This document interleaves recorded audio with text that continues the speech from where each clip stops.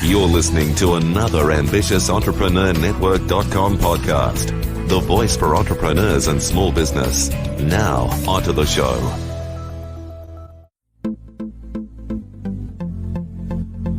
This is Women in Leadership Podcast, featuring success insights from women around the globe. Now, over to your host, Anne-Marie Cross. And welcome to another episode of Women in Leadership Podcast, brought to you by the Influence Alliance, the business building community for coaches and consultants who want to build a profitable and scalable business. Now, my guest today says your inner voice is the most natural and powerful asset that you possess. And joining me on today's show is Dr. Doreen Downing. Doreen is a psychologist as well as the podcast host of Find Your Voice, Change Your Life.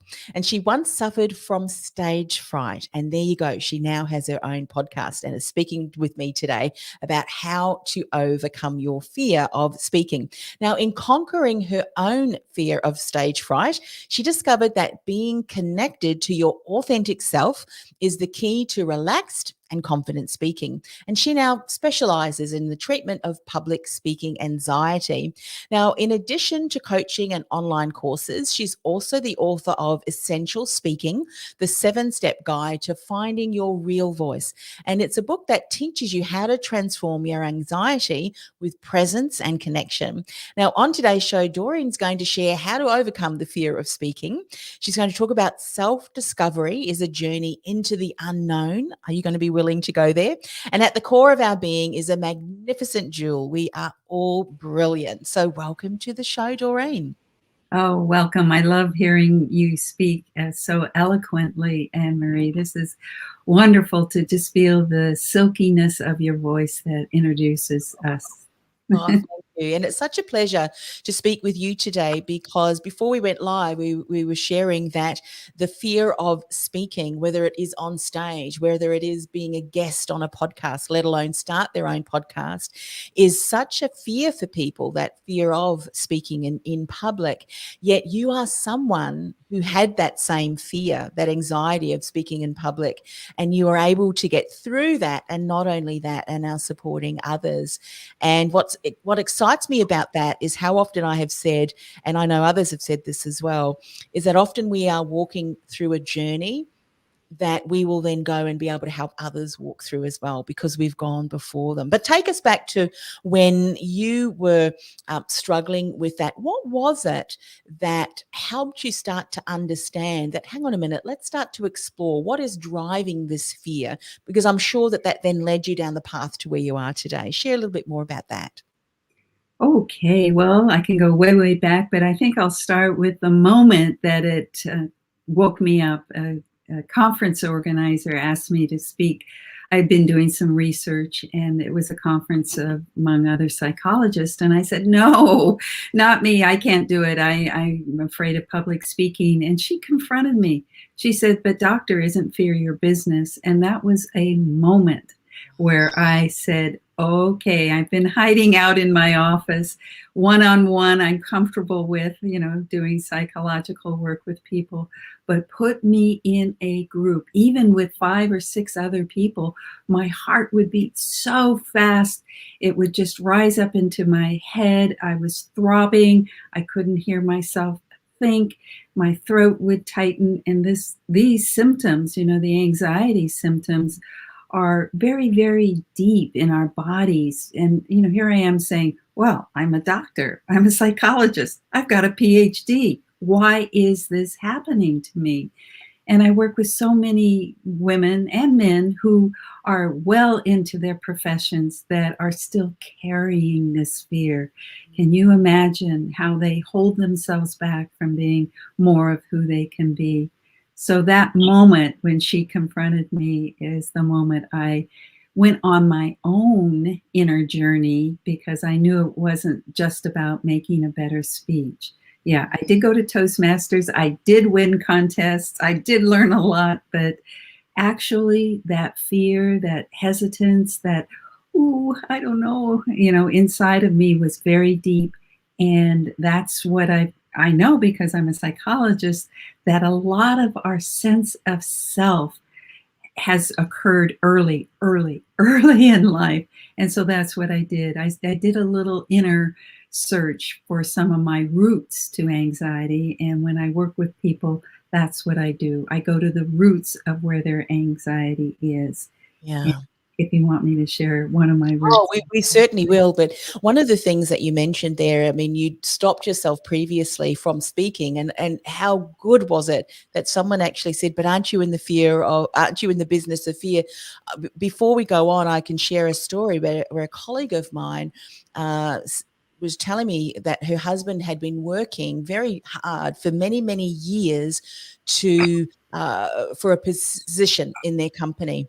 And finally, he'd been offered the role. However, the board of directors has said, well, we're changing the role slightly, and now you need to go out and speak to other teams within the organization and to be able to support them. And he turned the role down. She said, I cannot believe it. He worked so hard for many years, and now he let his, there was a fear of public speaking. How many people are not sharing their story, their message, a message that can change the lives of many and impact culture, the change of culture because of that fear? So we're going to unpack that a little bit more today, Doreen. When you went and started on that journey of self-discovery, and you're going to speak a little bit more now into the self-discovery is a journey into the unknown.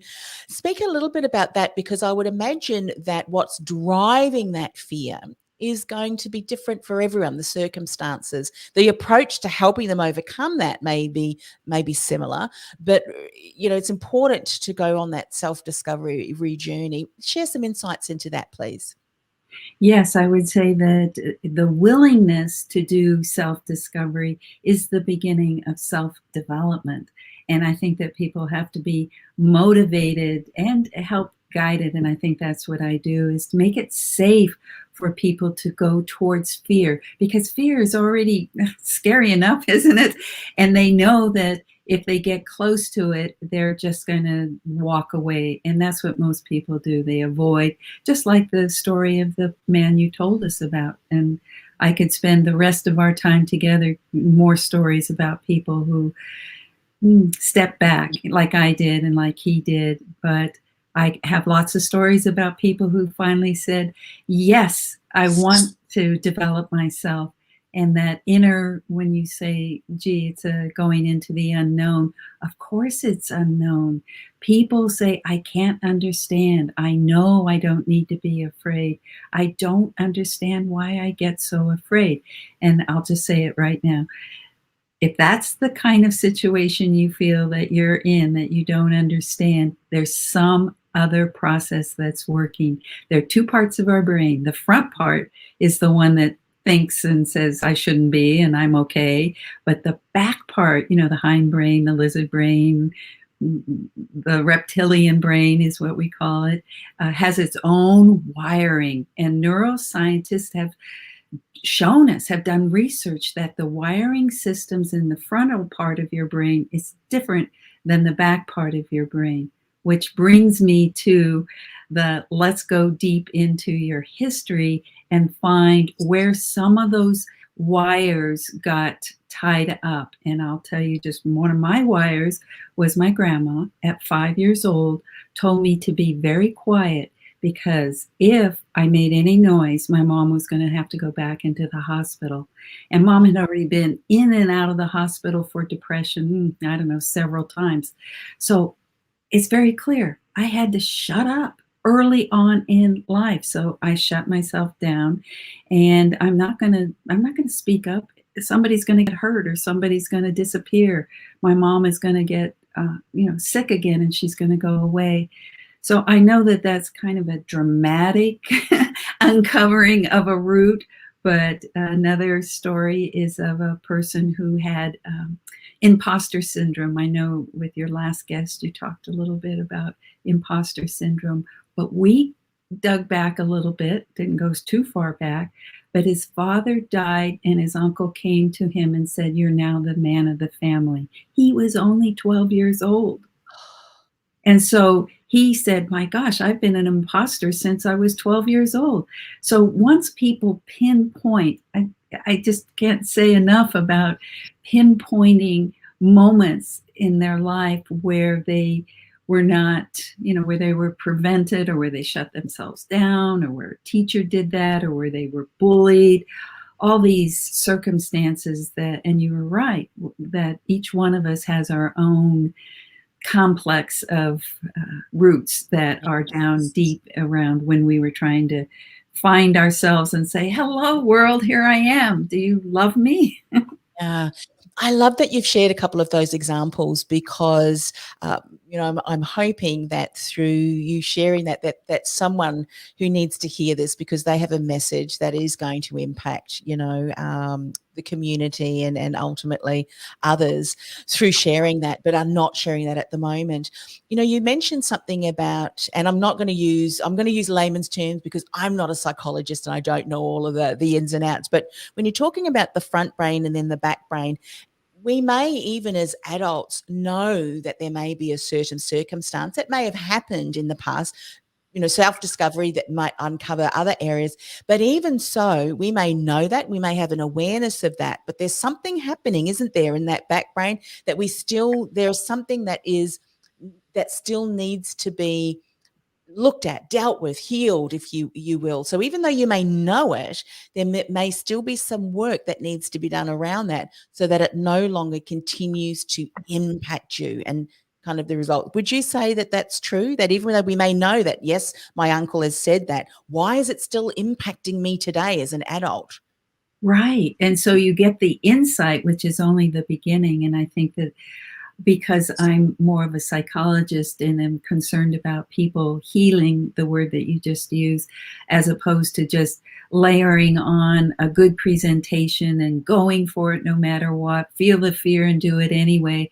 I would much rather have people heal the inner conflicts, the inner wounds, so that when they do stand up in front of people, when they are in the spotlight, that they have much deeper confidence to feel like, I am totally here, available, happy to be in this moment, sharing whatever it is, the message that they have to share.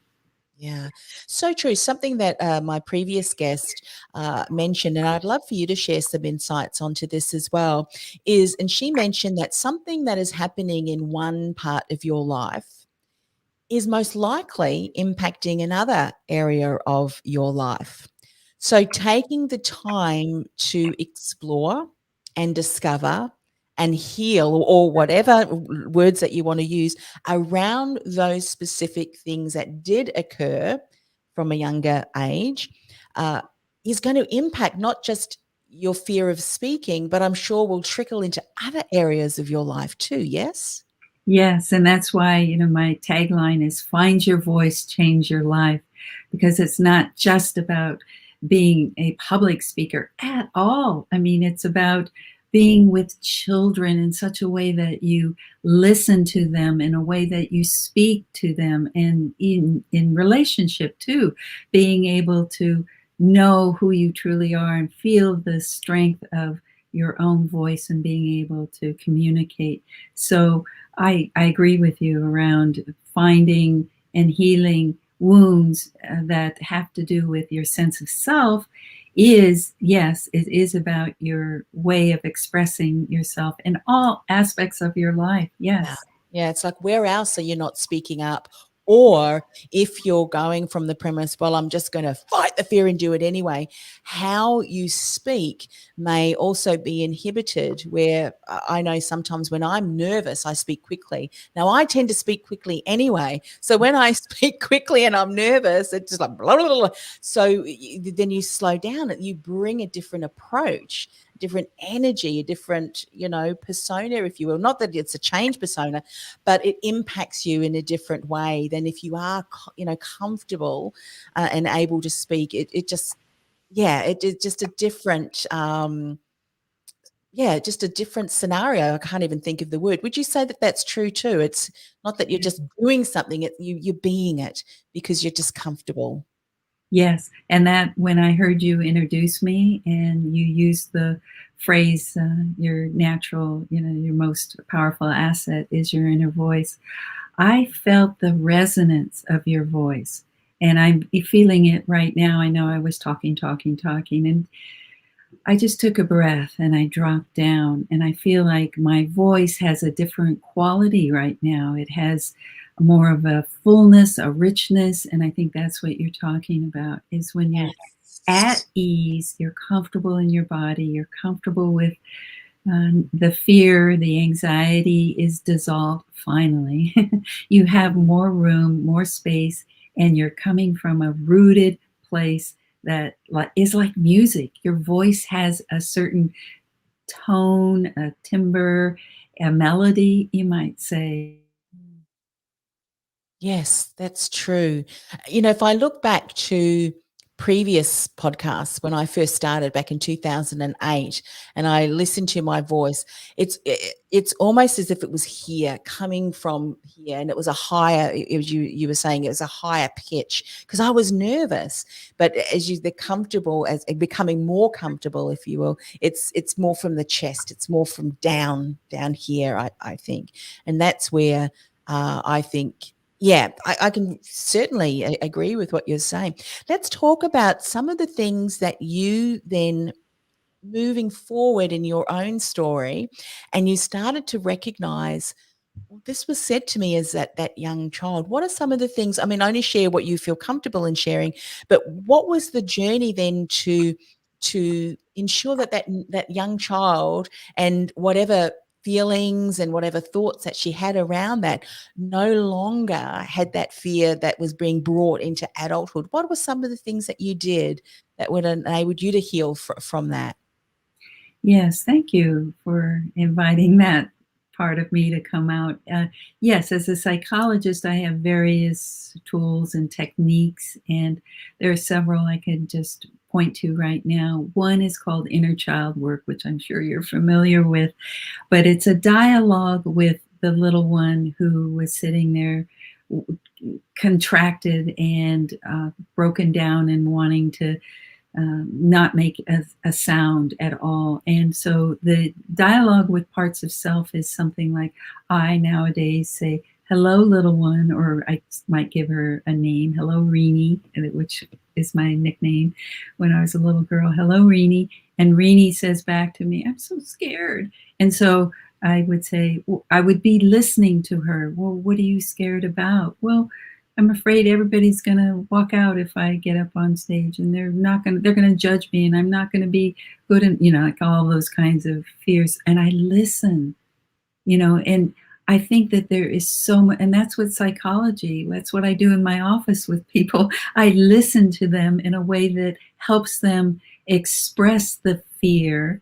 So what I've done, what I'm just showing you, is that I get closer to where the fear actually is, lodged in some other part of my life, my body, my brain, somewhere. And I reach in and I say, hello in there.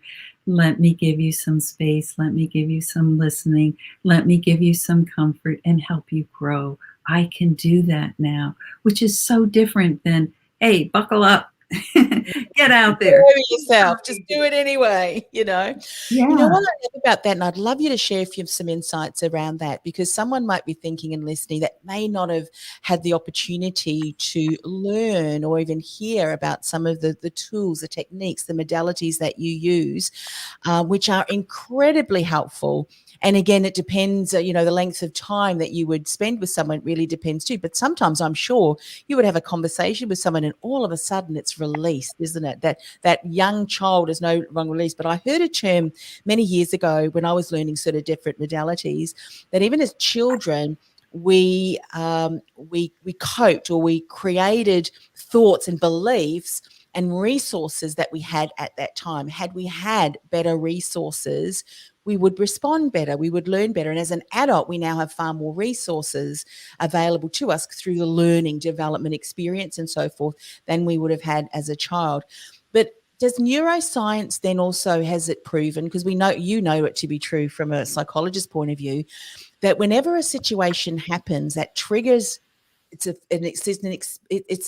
triggering event that has us go back to an experience that takes us right back to where we were in childhood. It's almost immediate, so that fight or flight, if you will, and that's what we're trying to heal, isn't it? So that no longer happens. Has neuroscience proven that that's kind of is what's happening, and why people are kind of going right back to that fear? Well, yes, and in this book, Rewire the Anxious Brain by Pittman and Carl, the neuroscientists who studied the different neural pathways in the brain and discovered that they are different.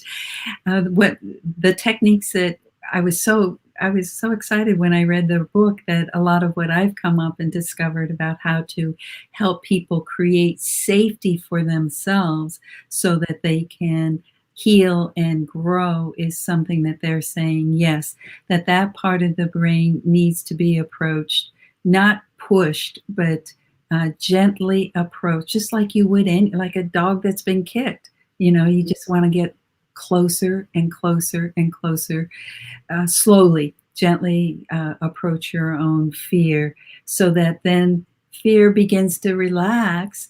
And just like with me in my office with people that I work with in psychology, they begin to feel like, oh, I have a listening where I'm finally safe. Oh, I have a voice. Oh, I can be heard. And it grows from there.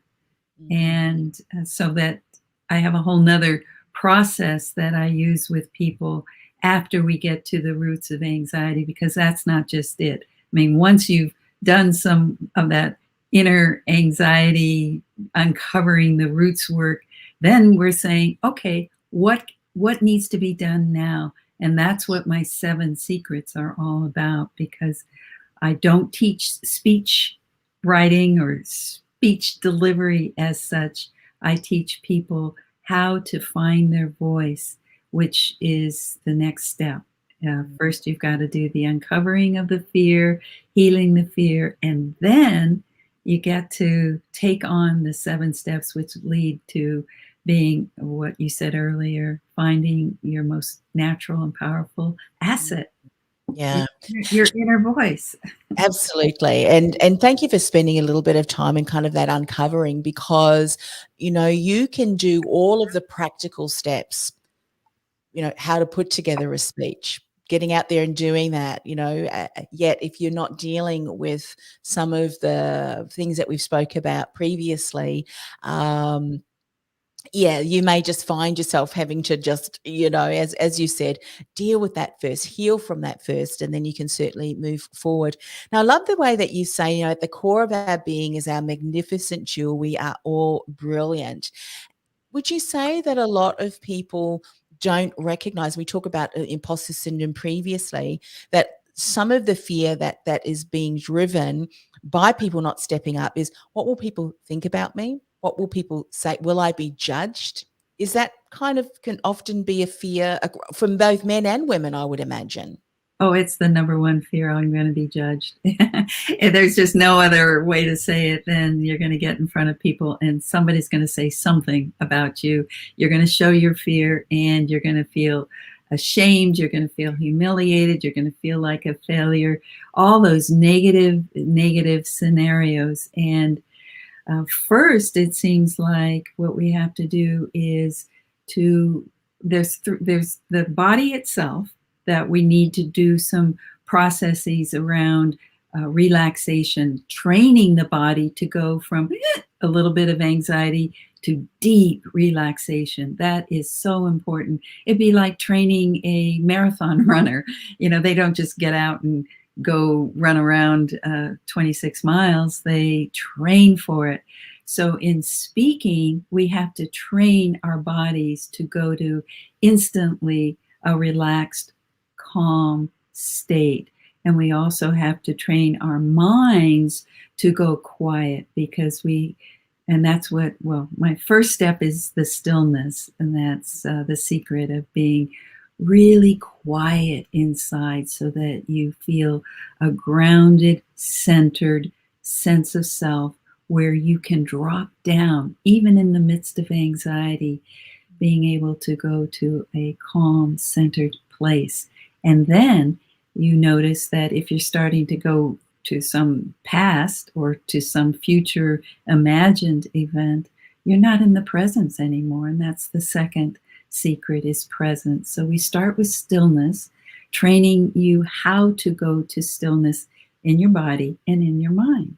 And then we talk about presence, and there's some techniques. You might have heard of spotlighting, focusing on an object right in front of you, so much so that everything else disappears in the moment, so that you bring yourself back to here and now. So absolutely.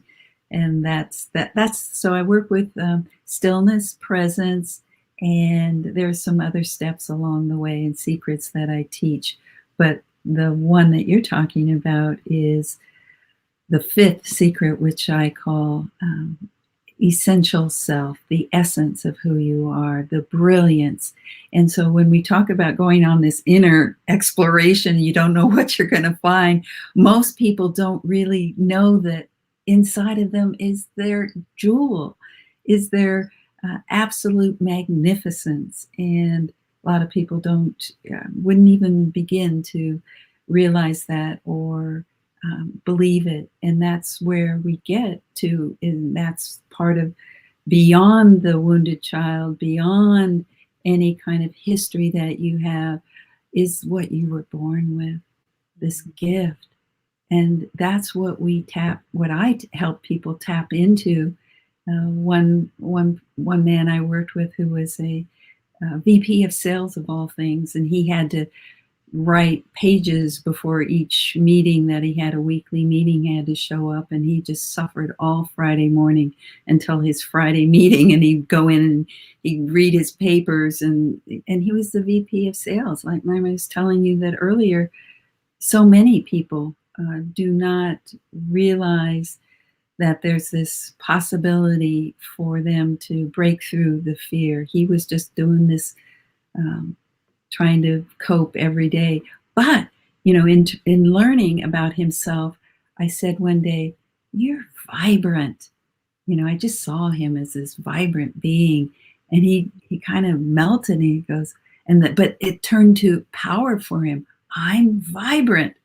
And he emailed me back and before a meeting, and he says, "I said I'm vibrant." And it's not just self-affirmation, because it has to be true. It can't just be something you're saying to yourself and trying to convince yourself. It was like he felt it, I felt it, and it was like, there's his jewel, there's his magnificence. He is vibrant. And that gave him strength to go into his meetings. I love that. So you've given us a snapshot insight into secret 1, secret 2, and secret 5. Do you want to just briefly go through some of the other secrets? I mean, obviously, we'll, at the end of today's show, share how people can get a copy of your book, how they can reach out to you. But I think sometimes it's nice just to give them an insight into what those other secrets are, because I'm sure that there will be one or more of those that people can say, that is going to be so helpful for me. So are you happy to share just a brief overview of each of the other secrets? Yes, I think, in fact, the listeners who's ever listening right now, the third secret is soften your eyes. And Anne-Marie, you could even do that right now, and I'll do it. It's just soften the area around your eyes, and you'll notice all of a sudden your cheeks get a little softer, your head, the back of your neck, and it's an instant kind of relaxation to soften your eyes and gaze rather than eye contact. I don't call it eye contact. I call it eye presence, which builds on the first secret of stillness, the second secret of presence. The third secret is eye presence. And the fourth secret is essence listening. And you're listening not to judgment. If you learn how to listen to the essence of another person, what I just talked about, the jewel, or the inner child, you might say, you're not listening to how you think people are judging you. And it's a training to learn how to listen to people in a way that you pay attention to something positive inside of them. And so that then leads to the essence which is number 5. Number 6 is connection. And that by now in my training, people have developed these skills and these tools. And we are now talking about staying connected to your essence wherever you are. It's not just on a stage. It's at the grocery store. It's with your children. It's with your friends. It's anytime, anywhere. It's what John Kabat-Zinn says, wherever you go, there you are. And that essence of who you are, your voice is always, all day we're speaking, right? And so that connection to the essence of who you are. And when you're speaking, always speak into the listening of another person and notice their essence. And then the last is something that most programs say, be yourself, but my program is more about the journey to be yourself, to be more fully yourself, so that the speaking comes from truly who you are, rather than just be yourself. And that people go, yeah, but I get afraid. Can I get a bit more information on what that actually is? But it's almost like you strip back the layers that allows them to kind of see what's there already. Because often our fear will be there, and that secret one, the still voice. I would imagine when people are able to get to that point where that inner critic, because often what we're doing when we're fearful, we look at there's someone's look at me, someone's yawning, I must be boring. That kind of feedback in our own minds can inhibit, and then we get even more anxious, and before we know it, we're really stumbling. I love that. Thank you so much for coming on the show today and sharing that, and spending a little bit more time around from bringing your psychologist expertise to share some insights, because some people may not really be aware of what goes on, and I think it's what you've just shared is giving us a valid reason on why. Don't just fake. I hate this term, and I'm sure you do too. Fake it till you make it. Don't you doesn't that just sound icky? Wouldn't you just rather recognize the brilliance that you have to offer and other people as well, and so that you don't have to fake anything or feel the fear and do it anyway? Yeah. How can people find out more about you, Doreen? How can they get a copy of your book and find out more about your programs? Well, I think an easy way right now is Doreen7steps.com. Doreen, Doreen, 7steps.com. And the 7 could be number 7 or the right 7. Either way, Doreen7steps.com is the easiest way to get I have a guide book. It's only 15 pages long, but it's got all of what I've talked about and a little bit more today, which is, I think, a really good resource for people who are not just about speaking, but it's more about being. And that's what I said. It's speaking. Your fear of speaking is not about making a better speech. Your fear of speaking is about being more of who you are. And each one of my secrets starts with be. Be still, be present, etc. So fantastic. And my book, you mentioned the book. I think if people go to my website, essentialspeaking.com, there'll be my coaching programs I'll be doing this fall. It's actually 3-month program, 12 weeks, where each week I coach, and it'll be either group or individual. People choose either one. And so I think you can find that basically on my website, my coaching programs, which I'm going to be doing this fall. Exciting. And now is the best time to get support, because the tools and technologies that we have available to us now, there are people, we're talking about speaking. For those people who would like to speak on stage, you've got a virtual stage now. And so, the technology can certainly help you share your message, because it's going to influence, it's going to impact others and make a difference in their lives. What better way to get the support that you need so that you can step out confidently? And there's a difference between, the confidence and arrogance, and that's not what we're talking about, but just confidently sharing your message because that you've got insights that is going to change someone's life. And thank you so much for coming on the show today and sharing your insights with us. I've certainly loved our conversation, and know others will as well. Oh, Anne-Marie, it's been thoroughly enjoyable to share with you and have you understand so insightfully about what I have to say, because it's so not the traditional speaking program, and it seems like you really were able to tune in and amplify it some more today. So thank you. You are welcome. Thanks, Doreen. This podcast is brought to you by theinfluencealliance.com. Want to influence real change with your message by becoming known as a trusted authority in your industry while building a sustainable and scalable business you love? Find out how by accessing our free podcast series at www.theinfluencealliance.com/podcast series. That's theinfluencealliance.com/podcast series.